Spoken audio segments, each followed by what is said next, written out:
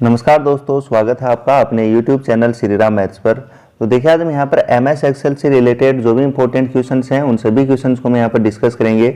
और जो सभी क्वेश्चंस हैं वो प्रीवियस ईयर एग्जाम्स में पूछे हुए क्वेश्चंस हैं, तो सभी क्वेश्चन इंपॉर्टेंट क्वेश्चन है, तो ध्यान से देखिएगा।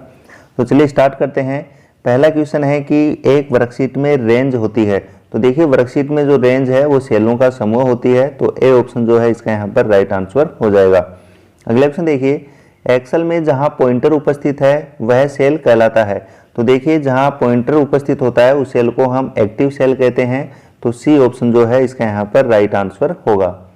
अगला ऑप्शन देखिए, निम्न में से कौन सा टैब एक्सेल 2010 में नहीं होता। तो देखिए एक्सेल 2010 में जो है वो टूल्स टैब नहीं है, तो ए ऑप्शन जो है इसका यहाँ पर करेक्ट आंसर हो जाएगा।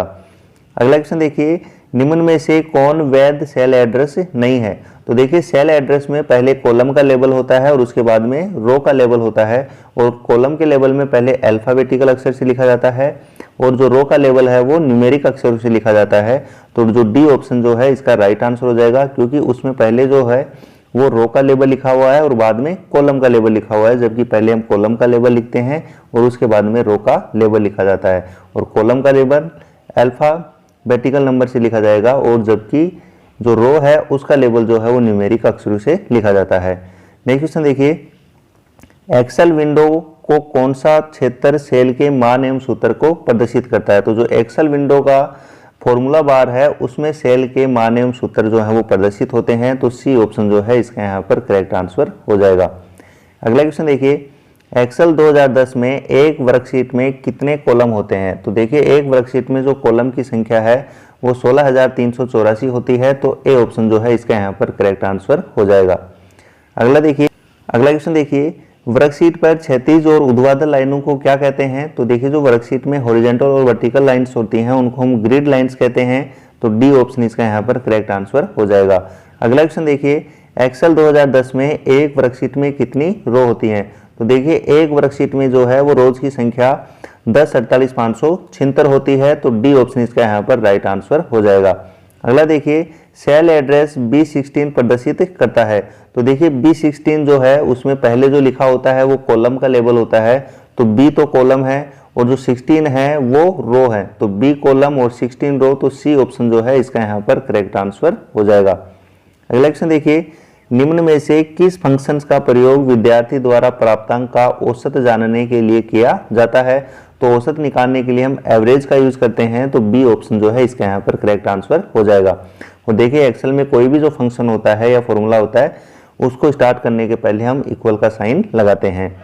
अगला देखिए, MS एक्सेल के अनुसार कॉलम की जो डिफॉल्ट चौड़ाई है वो कितनी होती है। तो 6 पॉइंट होती है, डी ऑप्शन जो है इसका यहाँ पर करेक्ट आंसर हो जाएगा कि बाय डिफॉल्ट जो कॉलम की जो चौड़ाई होती है वो 6 पॉइंट की होती है।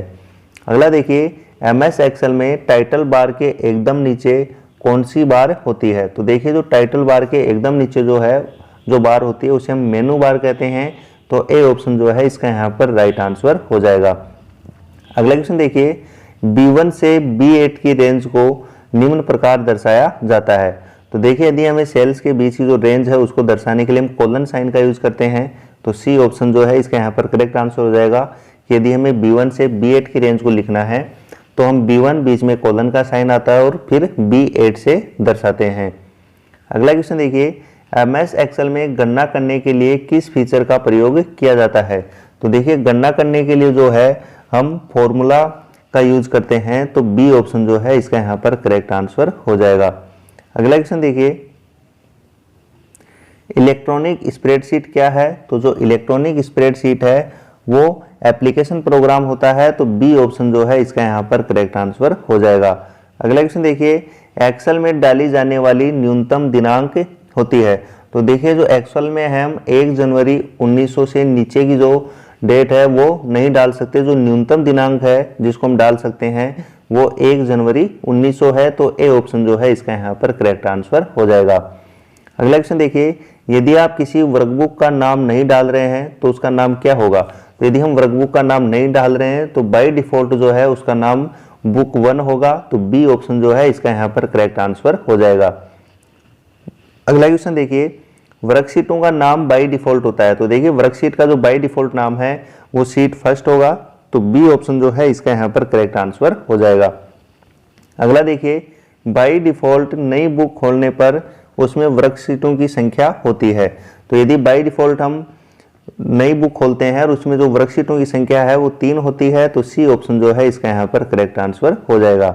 अगले, निम्न में से स्प्रेडशीट का सॉफ्टवेयर का उदाहरण है। तो देखिए, Lotus 123, Quattro Pro, MS Excel, ये जो सभी हैं वो स्प्रेडशीट सॉफ्टवेयर हैं, तो डी ऑप्शन जो है इसका यहाँ पर राइट आंसर हो जाएगा।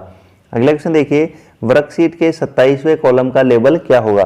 तो देखिए, जो कॉलम है उसका जो लेबल है वो अल्फाबेटिकल नंबर से दिया जाता है। तो देखिए, 26 कॉलम तक तो ए से जेड तक हो जाएगा, फिर जो 27वां कॉलम फिर से स्टार्ट होगा तो फिर डबल ए हो जाएगा, फिर ए बी ए सी ऐसे फिर से स्टार्ट हो जाता है।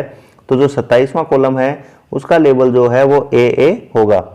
अगला क्वेश्चन देखिए, एक्सेल में निम्न में से फंक्शन की श्रेणी है। तो देखिए, एक्सेल में गणितीय, सांख्यिक, तार्किक सभी प्रकार के फंक्शन होते हैं, तो डी ऑप्शन जो है इसका यहाँ पर करेक्ट आंसर होगा, उपरोक्त सभी। अगला देखिए, निम्न में से चार्ट के प्रकार हैं। तो देखिए, यहाँ पर पाई चार्ट, डाउनट चार्ट और लाइन चार्ट, ये सभी जो है वो चार्ट के प्रकार होते हैं, तो डी ऑप्शन जो है इसका यहाँ पर करेक्ट आंसर हो जाएगा। नेक्स्ट क्वेश्चन देखिए, निम्न में से चार्ट का प्रकार नहीं है। तो देखिए, पाई चार्ट, बबल चार्ट और 3D कॉलम चार्ट ये सभी चार्ट के प्रकार हैं, लेकिन जो स्क्वायर चार्ट है वो चार्ट का टाइप नहीं होता, तो सी ऑप्शन इसका यहाँ पर राइट आंसर हो जाएगा। अगला देखिए, निम्न में से सांख्यिकी फंक्शन का उदाहरण है। तो देखिए, जो मैक्स है, मैक्सिमम, वो एक सांख्यिकी फंक्शन का उदाहरण है, तो ए ऑप्शन जो है इसका यहाँ पर करेक्ट आंसर हो जाएगा। अगला देखिए, निम्न में से टेक्स्ट फंक्शन है। तो देखिए, जो टेक्स्ट फंक्शन है वो ट्रिम है, तो बी ऑप्शन इसका यहाँ पर राइट आंसर हो जाएगा। जो ट्रिम है वो दो वैल्यूज के बीच की जो स्पेस होती है उसको मिटाने के लिए काम में लिया जाता है, तो जो ट्रिम है वो एक टेक्स्ट फंक्शन है। अगला देखिए, तार्किक फंक्शन का उदाहरण है। तो देखिए, जो एंड है वो एक तार्किक फंक्शन का उदाहरण है, तो सी ऑप्शन जो है इसका यहाँ पर करेक्ट आंसर हो जाएगा।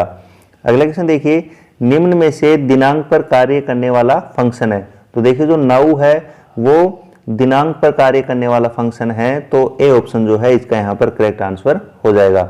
अगला देखिए, नेक्स्ट क्वेश्चन देखिए, टुडे का परिणाम होता है। तो देखिए, जो टुडे फंक्शन है वो सिस्टम की दिनांक के लिए यूज किया जाता है, तो ए ऑप्शन जो है इसका यहाँ पर करेक्ट आंसर हो जाएगा। यदि हमें जो वर्कशीट है उसमें आज की दिनांक डालनी है तो उसके लिए हम टुडे फंक्शन का यूज करते हैं।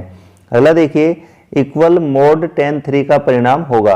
तो देखिए, जो मोड फॉर्मूला है वो शेषफल निकालने के लिए यूज किया जाता है, तो 10 3 का जो परिणाम होगा, 10 को हम 3 से डिवाइड करेंगे तो रिमाइंडर 1 बचेगा हमारे पास, तो ए ऑप्शन जो है इसका यहाँ पर करेक्ट आंसर होगा।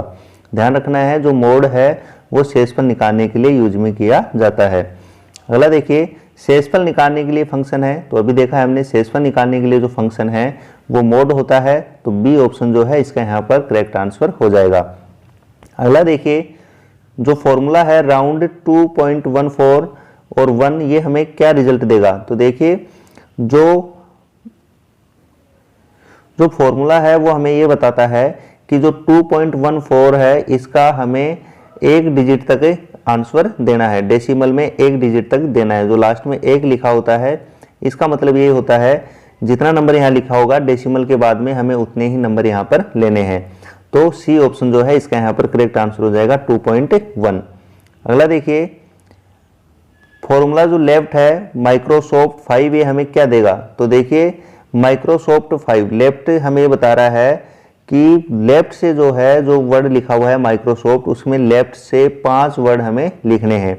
तो लेफ्ट साइड से जो माइक्रोसॉफ्ट के जो 5 वर्ड हैं वो क्या है, माइक्रो है, तो बी ऑप्शन जो है इसका यहाँ पर करेक्ट आंसर हो जाएगा। अगला क्वेश्चन देखिए, जो फॉर्मूला अपर है वो हमें क्या देगा। तो देखिए, जो अपर है उसका मतलब है कि जो भी वर्ड होगा उसके जो सारे लेटर हैं वो अपर केस में हो जाएंगे, तो जो पवन है वो कैपिटल लेटर में लिखा जाएगा, तो ए ऑप्शन जो है इसका यहाँ पर करेक्ट आंसर होगा कि जो वर्ड है उसके जो सारे लेटर हैं वो अपर केस में हो जाएंगे। अगला क्वेश्चन देखिए, एक्सेल में पेज की डिफॉल्ट स्थिति होती है। तो देखिए, बाय डिफॉल्ट जो पेज की स्थिति होती है वो पोर्ट्रेट होती है, तो ए ऑप्शन जो है इसका यहाँ पर करेक्ट आंसर हो जाएगा। अगला क्वेश्चन देखिए, एक्सेल में बनाई गई प्रत्येक फाइल का एक्सटेंशन क्या होता है।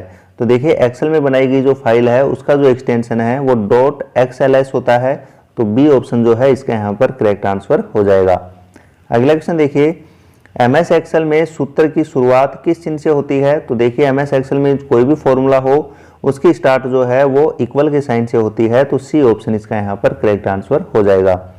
अगला क्वेश्चन देखिए, B1 से B8 की रेंज को निम्न प्रकार दर्शाया जाता है। तो देखिए हमें सेल की रेंज को दर्शाने के लिए हम कोलन साइन का यूज करते हैं, तो सी ऑप्शन जो है इसका यहाँ पर करेक्ट आंसर हो जाएगा कि यदि हमें B1 से B8 की रेंज को दर्शाना है तो हम लिखेंगे B1, बीच में कोलन का साइन आएगा और फिर B8। अगला क्वेश्चन देखिए, किसी स्प्रेडशीट में अंतिम सेल का एड्रेस होता है। तो देखिए स्प्रेडशीट में जो है वो अंतिम सेल का एड्रेस जो है वो IV 65536 होता है, तो सी ऑप्शन जो है इसका यहाँ पर करेक्ट आंसर हो जाएगा। अगला क्वेश्चन देखिए, एक से अधिक क्रमिक सेलों का चयन करके उनको एक सेल में परिवर्तित करने की जो प्रक्रिया है उसे हम क्या कहते हैं? तो देखिए एक से अधिक क्रमिक सेलों का चयन करके उसको एक सेल में चेंज करना जो है वो मर्जिंग कहलाता है, तो बी ऑप्शन जो है इसका यहाँ पर करेक्ट आंसर हो जाएगा। अगला देखिए, फॉर्मूला बार में कोई भी फॉर्मूला लिखने से पहले किस चिन्ह का प्रयोग किया जाता है? तो अभी हमने देखा था इक्वल साइन का यूज करते हैं, तो ए ऑप्शन जो है इसका यहाँ पर करेक्ट आंसर हो जाएगा। अगला क्वेश्चन देखिए, निम्नलिखित में से कौन एक्सेल का नवीनतम संस्करण है? तो देखिए एक्सेल 2000, एक्सेल एक्सपी, एक्सेल मी और एक्सेल 2007, इनमें जो लेटेस्ट है वो एक्सेल 2007 है, तो डी ऑप्शन जो है इसका यहाँ पर करेक्ट आंसर हो जाएगा। अगला देखिए, सेल में डाले गए कमेंट को कहा जाता है। तो देखिए सेल में डाले गए जो कमेंट है उसको हम सेल टिप कहते हैं, तो बी ऑप्शन जो है इसका यहाँ पर राइट आंसर हो जाएगा। अगला देखिए, नेक्स्ट क्वेश्चन देखिए, एक्सेल विंडो का कौन सा क्षेत्र संख्याओं तथा सूत्रों को डालने की अनुमति देता है? तो फॉर्मूला बार, सी ऑप्शन जो है इसका यहाँ पर करेक्ट आंसर होगा। अगला क्वेश्चन देखिए, निम्न में से कौन सा एक प्रसिद्ध डीओएस आधारित स्प्रेडशीट पैकेज है? तो देखिए डीओएस आधारित जो स्प्रेडशीट पैकेज है वो लोटस है, तो डी ऑप्शन जो है इसका यहाँ पर करेक्ट आंसर हो जाएगा। अगला क्वेश्चन देखिए, एक्सेल की प्रत्येक फाइल को वर्कबुक कहा जाता है क्योंकि? तो देखिए एक्सेल की प्रत्येक फाइल को वर्कबुक इसलिए कहा जाता है क्योंकि इसमें कई शीट्स होती हैं जिसमें वर्कशीट व चार्टशीट शामिल हैं, तो सी ऑप्शन इसका यहाँ पर करेक्ट आंसर हो जाएगा। अगला क्वेश्चन देखिए, नेक्स्ट क्वेश्चन देखिए, एब्सोल्यूट सेल रेफरेंस का उदाहरण है, तो बी ऑप्शन जो है इसका यहाँ पर करेक्ट आंसर होगा कि एब्सोल्यूट सेल रेफरेंस के लिए हम इस टाइप से यूज करते हैं। नेक्स्ट क्वेश्चन देखिए, निम्न में से कौन सा सूत्र गलत तरीके से लिखा गया है? तो देखिए एक्सेल में कोई भी जो फॉर्मूला है उसकी जो शुरुआत है वो इक्वल के साइन से होती है, तो डी ऑप्शन जो है इसका यहाँ पर करेक्ट आंसर होगा क्योंकि इसमें इक्वल के साइन से फॉर्मूले की जो शुरुआत है वो नहीं हुई है, तो डी ऑप्शन जो है इसका राइट आंसर हो जाएगा। अगला क्वेश्चन देखिए, निम्न में से कौन से सूत्र की गणना एक्सेल नहीं कर पाएगा? तो देखिए जो पहला है उसमें सम और जो ब्रैकेट में लिखा है वहाँ परसेंटेज लिखा है, तो वहाँ पे हमें सेल रेंज देनी थी या जिन सेलों का हमें सम निकालना था उनको यहाँ लिखना था, लेकिन यहाँ पर परसेंटेज लिखा हुआ है, तो जो ए ऑप्शन है वो इसका राइट आंसर हो जाएगा क्योंकि ये एक गलत फॉर्मूला है, इसकी गणना जो है वो एक्सेल नहीं कर पाएगा। अगला क्वेश्चन देखिए, किसी दूसरे वर्कशीट के सेल से डाटा को लाना जो है वो क्या कहलाता है? तो देखिए किसी दूसरी वर्कशीट से सेल के डाटा को लाना रेफरेंसिंग कहलाता है, तो बी ऑप्शन जो है इसका यहाँ पर करेक्ट आंसर हो जाएगा। अगला देखिए, किसी वर्कशीट का डिफॉल्ट हेडर होता है, तो आपका नाम, दिनांक व समय, फाइल का नाम, तो इनमें से कोई नहीं होता, तो डी ऑप्शन जो है इसका यहाँ पर करेक्ट आंसर हो जाएगा कि कोई भी वर्कशीट है उसका डिफॉल्ट कोई भी हेडर नहीं होता है। अगला देखिए, वर्तमान समय किसी सेल में डालने के लिए आप किस फंक्शन का यूज करोगे? तो यदि हमें प्रेजेंट टाइम को वर्कशीट में डालना है तो उसके लिए हम नाउ जो फंक्शन है उसका यूज करते हैं, तो बी ऑप्शन इसका यहाँ पर करेक्ट आंसर हो जाएगा। अगला देखिए, संख्याओं को रेंज में से यदि आपको सिर्फ 50 से 75 की संख्या ही लाल रंग में प्रदर्शित करनी है तो उसके लिए आप क्या अप्लाई करेंगे?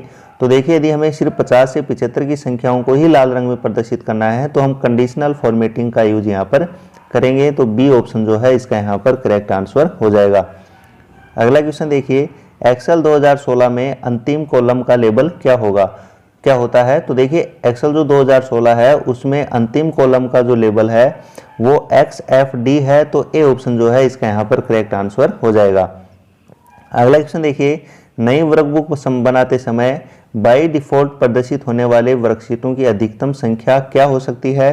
तो 255 होती है। बी ऑप्शन जो है इसका यहाँ पर करेक्ट आंसर हो जाएगा। तो ठीक है दोस्तों, यदि वीडियो आपको अच्छा लगा हो तो ज़्यादा से ज़्यादा लाइक करें, शेयर करें, और यदि अभी तक आपने चैनल को सब्सक्राइब नहीं किया है तो प्लीज़ चैनल को सब्सक्राइब कर लें और बगल में जो बेल आइकन है उसको जरूर प्रेस कर लें ताकि जब भी कोई नई अपडेट हो तो नोटिफिकेशन आपको मिल सके। Okay, thank you.